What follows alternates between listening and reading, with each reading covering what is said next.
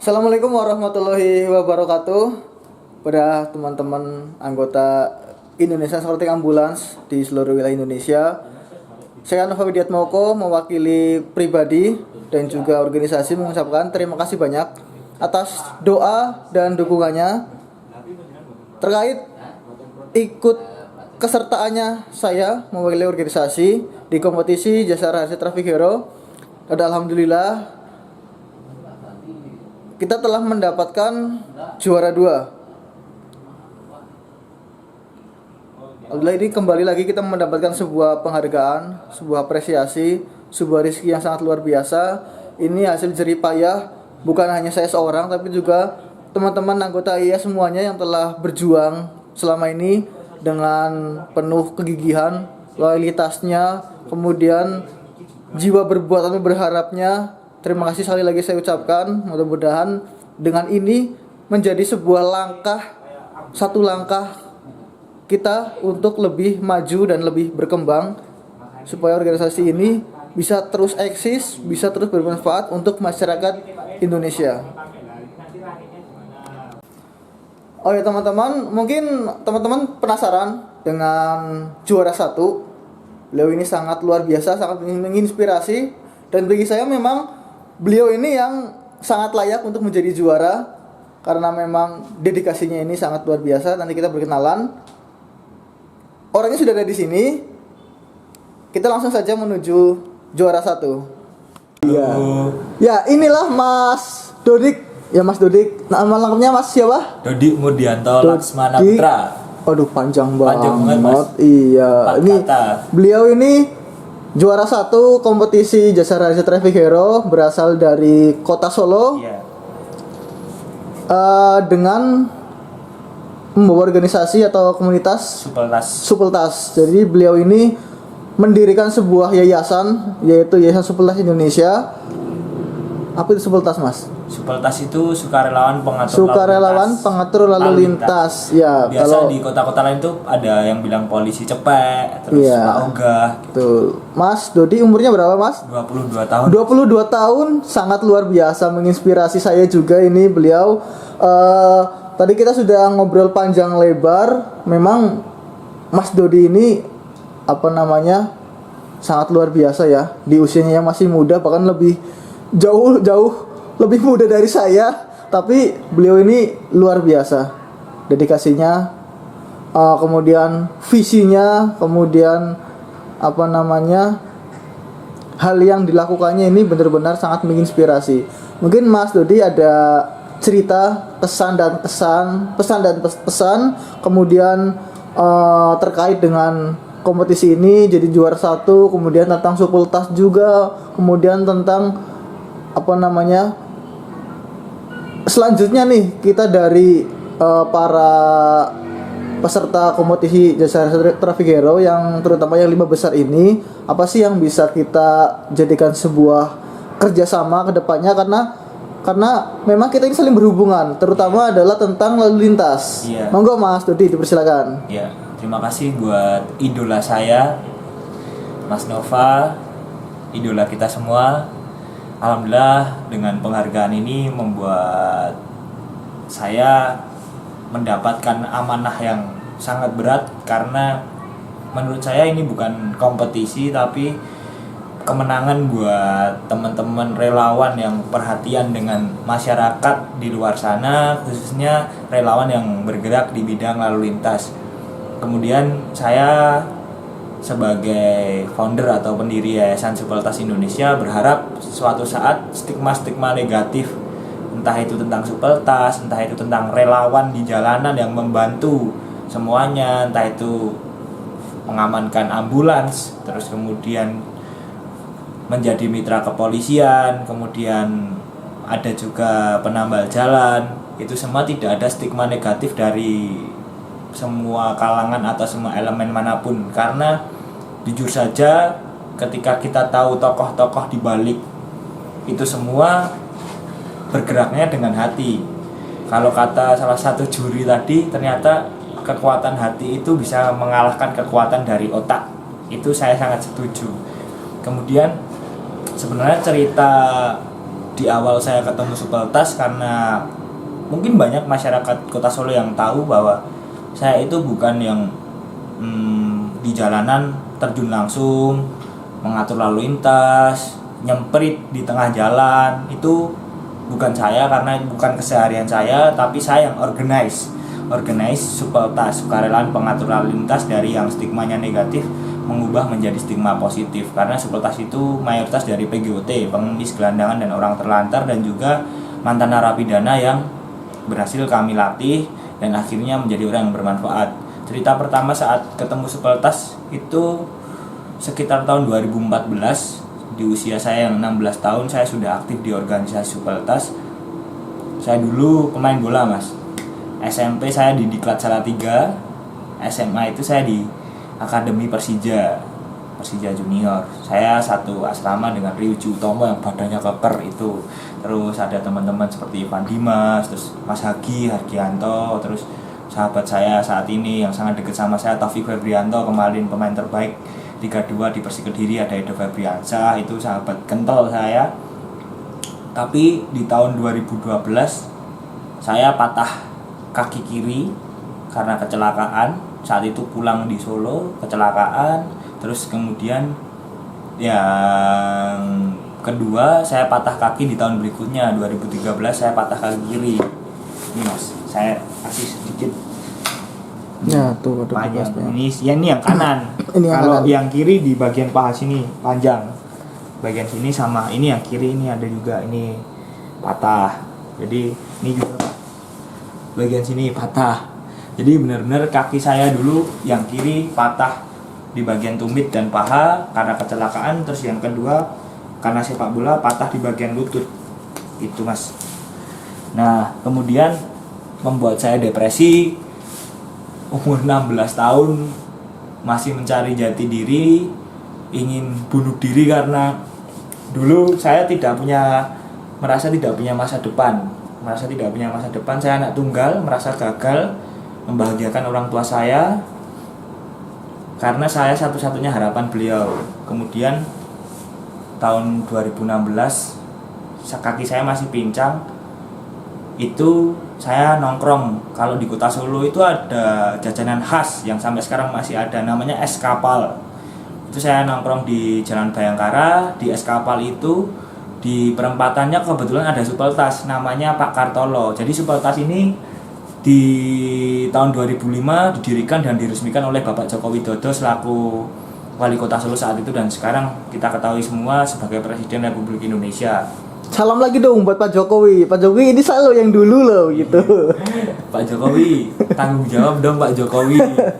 Dulu udah mendirikan Supeltas, kenapa sudah ditelantarkan lagi? Tapi sekarang alhamdulillah mulai merangkak naik lagi tuh. Terus di kaki saya yang patah, saya merasa depresi, kekurangan support dari manapun. Saat itu ketemu Supeltas saat sedang asik menikmati es kapal dan juga melihat Supeltas sedang mengatur jalan, mereka kok senyum, gerakan itu sambil senyum, terasa menyentuh dan bahagia gitu. Terus kemudian ada tiba satu momen saat itu juga tiba-tiba Pak Kartolo itu diludahi tepat di mukanya. Bayangin ketika ada relawan di tengah jalan diludahi oleh pengendara motor, siapa yang tidak emosi melihat itu? Pasti semua orang merasakan emosi. Saya yang saat itu minum es kapal, langsung saya lari ingin mukul yang meludahi Pak Kartolo itu karena melintas di depan saya. Tapi dengan tegasnya Pak Kartolo teriak untuk menghentikan saya. Kemudian kita ngobrol saat itu, ngobrol panjang lebar, curhat-curhatan. Terus ada di satu momen, satu kalimat saya cerita, saya curhat, Pak, saya itu dulunya main bola, atlet gitu, tidak pernah merepotkan orang tua sejak SMP karena saya sudah merantau dan tidak minta fasilitas dari orang tua karena udah dapat uang saku dari negara karena didiklat ya Mas. Kemudian saya cerita bahwa saya sudah tidak punya masa depan karena kaki saya, senjata saya, hobi saya, mimpi besar saya ingin jadi pemain bola gagal. Kaki saya dua-duanya patah. Saya bilang gitu, saya nggak punya masa depan. Terus dengan bijaknya Pak Kartolo menyentuh pundak saya dan beliau berkata, Mas, Yang tidak punya masa depan itu kami Supeltas. Kami semua dulu mantan PGUT, ada yang bandar narkoba dulu, ada yang copet, jambret gitu. Bahkan ada yang sampai diinterogasi polisi itu ada yang dipedang dadanya segini, mas, ada bekas lukanya, ada yang ditembak polisi gitu. Itu kami yang nggak punya masa depan, itu definisi nggak punya masa depan itu kami gitu. Pak Kartolo bilang seperti itu, dan sampean itu punya masa depan, masih bisa berkarya, masih 16 tahun, masih bisa menghidupi orang banyak gitu.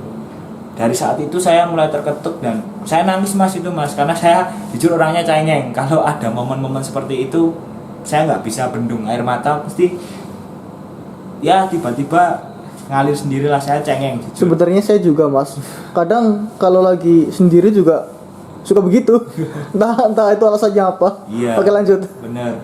Nah, itu saya nangis, kemudian mulai dekat dengan Supeltas. Seminggu berlalu, dalam hati saya ingin coba jadi relawan seperti Supeltas. Saya masuk di Supeltas, nyoba ngatur-ngatur jalan juga, merasakan itu. Tapi 1 jam ngatur saya pingsan, mas. Kaki saya nggak kuat, napas saya nggak kuat, panas, pingsan. Ya udah, saya berpikir lagi, saya nggak mau nyerah karena ternyata ngatur di jalanan itu juga menyenangkan, memang bahagia gitu. Apa ya yang bisa saya inisiasi untuk Supeltas ini supaya Supeltas ini lebih rapi lagi? Padahal saat itu stigma negatif masyarakat sangat beredar. Supeltas yang malak, gores di mobil, maksa buat minta uang, karena kan basicnya relawan, kan nggak boleh minta seperti itu kan. Hingga akhirnya saya ada ide. Pertama itu buat masker yang bisa menutup mulut tapi bisa masuk peluit di situ. Itu ada ide saat itu. Terus saya kirim proposal program CSR ke Wismillah Foundation. Saat itu ada kompetisi namanya Passion Field. Saya di tahun 2017 juara 1, alhamdulillah. Juara 1 tingkat nasional, dinobatkan sebagai the most inspiring, pemuda paling menginspirasi se-Indonesia. Kemudian create organize Supeltas, dapat pendanaan 100 juta dari Wismillah Foundation, create Supeltas supaya lebih baik lagi. Bentuk CSR-nya seperti itu. Kemudian saya lakukan dari tahun 2017 hingga tahun 2018 program itu dengan tanda tangan kontrak. Ketika saya gagal untuk menjalankan CSR itu, di kontrak itu tertulis saya dipenjara.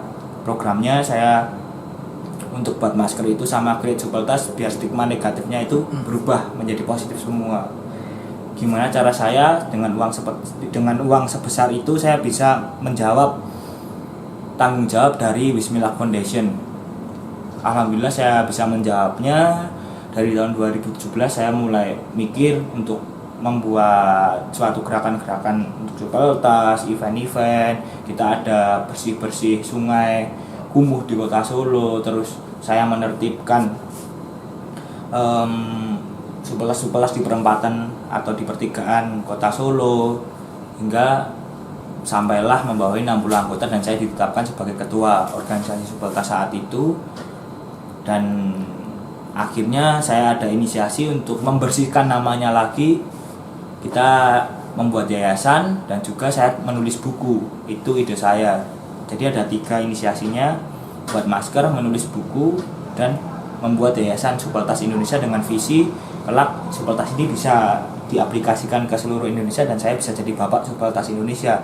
Dengan hanya mimpi di awal, saya bisa membawa masa depan yang lebih baik untuk Supeltas. Saya percaya bahwa Supeltas bisa naik kelas. Kemudian setelah berlalu, alhamdulillah saya bisa menyelesaikan itu semua, buat yayasan, terus kemudian buat buku juga sudah terbit. Dan akhirnya saya untuk menghabiskan uang itu tadi, laporannya supaya selesai, saya ada namanya bincang komunitas saat itu, sekaligus launching yayasan, terus sekaligus launching buku. Dan ini loh Supeltas yang sekarang, wajah baru Supeltas, stigma-stigma negatif mulai dihilangkan. Saat itu eventnya di Monumen Pers di kota Solo. alhamdulillah difasilitasi oleh pemerintah Kota Solo, diberikan gratis venue, tapi untuk akomodasi konsumsi, event, IO itu kita cari vendor dari RP7 namanya Mas, 7 rumah produksi di Solo. Itu kita kerjasama dengan vendor advertising tersebut.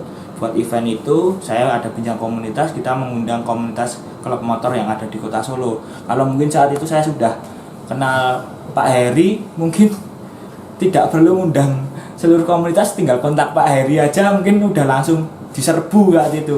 Tapi takdirnya berkata lain, kita dipertemukan sekarang. Nah, saat itu saya mengundang semua komunitas di Kota Solo, saya satu sekre per basecamp saya datangi satu-satu, saya minta tolong untuk datang. Terus kemudian saya undang bincang komunitas itu, acara intinya saya berdiskusi dengan wali kota, kemudian ada Satlantas, saya sendiri, dan yang pemberi CSR Bismillah Foundation. Itu menjawab kepercayaan mereka dengan pelayanan seperti itu. Dan tidak lupa, yang tidak kalah penting, saya undang semua media yang ada di Kota Solo dengan ingin menampakkan bahwa ini loh wajah baru Supeltas itu. Total ada sekitar 20-an lebih media yang alhamdulillah datang, dan tamu undangan itu 200-an lebih, Supeltas 60, kemudian pihak dari Bismillah Foundation, terus ada juga dari wali kota diwakilkan di Sub dan juga Satlantas. Di situ kita seperti seminar diskusi, di depan kita ngobrol Supeltas ke depannya bagaimana, terus saya aplikasikan launching yayasan, buku, dan kemudian masker tersebut. Dan akhirnya dari saat itu 2018 itu Supeltas sampai saat ini di Kota Solo menjunjung tinggi kebermanfaatan untuk sesama masyarakat di Kota Solo, khususnya pengguna jalan, dan alhamdulillah sudah diakui. Dan untuk selanjutnya kita juga alhamdulillah dapat penghargaan dari KPU, dari wali kota, banyak penghargaan lokal maupun nasional karena itu semua. Dan alhamdulillah sampai sekarang dapat penghargaan Jasa Raharja Traffic Hero. Tapi penghargaan ini sebenarnya bukan khusus untuk Supeltas, tapi untuk relawan yang ada di seluruh Indonesia. Seperti itu. Mungkin itu saja Mas, atau ada tambahan lain Mas? Oke. Mas bisa diulang tadi cita-citanya ingin jadi apa ya? Cita-cita zaman masa kecil atau enggak, sekarang? yang tadi yang sekarang ingin jadi sekarang, bapak apa itu tadi? Bapak Supeltas Nah, Indonesia. ingin jadi bapak Supeltas Indonesia. Ada satu pertanyaan dari saya. Ingin nggak jadi bapak dari anak-anak istri Mas? Wah, ini berat ini Mas. Ini lebih berat sih Mas. Karena Oke, nggak usah dijawab. Kita sudah tahu, kita semua ini jadi bapak, termasuk saya juga. Oke. Jadi teman-teman melihat dari cerita Mas Dodi yang sangat panjang kali lebar kali tinggi ini, yang katanya tadinya malu-malu di depan kamera, tapi ternyata sangat benar-benar menginspirasi ya. Oh, ini ada tamu lagi satu datang. Oke, kita lanjutkan. Mas Dodi ini memang sangat luar biasa sekali beliau. Oh iya, saya jadi nggak kelihatan pintunya. Prestasinya sangat luar biasa, kemudian cerita-cerita masa lalunya sangat luar biasa. Bahkan saya ini nggak punya cerita masa lalu seperti Mas Dodi ini yang menginspirasi saya membuat sebuah organisasi, yaitu Indonesia yang Bulan. Tidak seperti Mas Dodi yang memang ada sebuah cerita-cerita dari masa lalu yang sangat memotivasi dirinya supaya bisa sampai saat ini ya.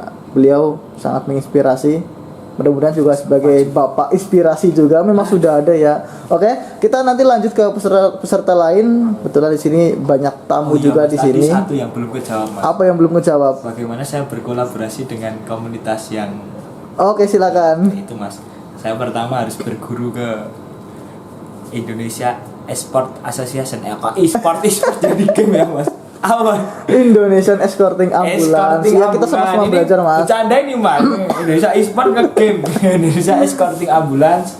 Saya belajar dari Mas Nova yang teman-temannya udah banyak di 80 kota ya Mas ya. Terus belajar dari Pak Heri, Kompol yang bisa menjadi mitra kepolisian, dihargai langsung oleh kepolisian, dan juga dari Pak Rohim Saber, dan tak lupa Mas Ardit dari Jogja Nyoh. Rencana saya akan berkolaborasi dengan teman-teman semua. Ada satu arah tujuan. Kalau kompas arah mata angin itu kan 4 arah ya Mas.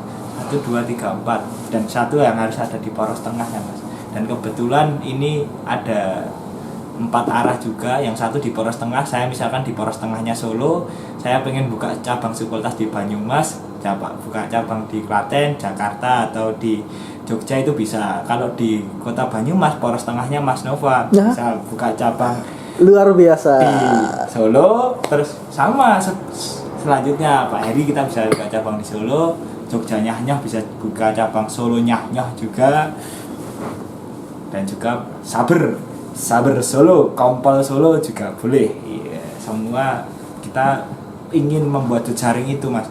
Yang penting itu di sini kita sudah dapat circle atau lingkungan jejaring kebaikan. Kalau anak-anak sekolah sekarang kan kurikulum 2013 kan kompetensi akhirnya membuat jejaring ya. Dari memahami, mendengarkan itu.